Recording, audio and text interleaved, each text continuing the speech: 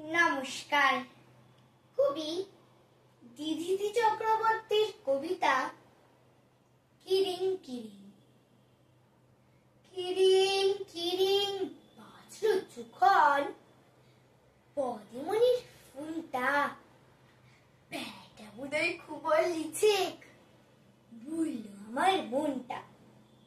অমনি শোটান ছুটতে গেলুম বদিমনির কাছটাতে। বদিমনি চিচাই বলে, কি আছে মোর মুখটাতে? যখন তখন ফোনের সময় আসিস কেনে ঘরটাতে? চাই পোড়া ভোর দুঃখ গুলাই জমা আছে এ বুকটাতে। ছিলাটাকে ভুলেছিলাম, প্যাটের দায় যাচ্ছিস রে বাপ। দেওয়ালটাতে গোদা করে বদিমনির নম্বরটা লিখে রাখ। পুদিবুড়ির চায়ের দোকান, ওখানটাতে ফোন আছে।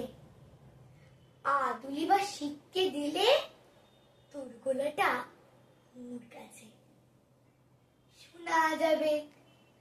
দেখতে লাপাই মা ডাক তো শোনার লাগে, পোড়ানটাতে ছটপটায়। তুমি কি বাপ তোর কাছেতে আদুলি বা শিখকে লাই, নাকি বাপ শুবে আছে মা কি তোর মনে লাই? নাকি বাপ শুবে আছে মা কি তোর মনে লাই? নমস্কার।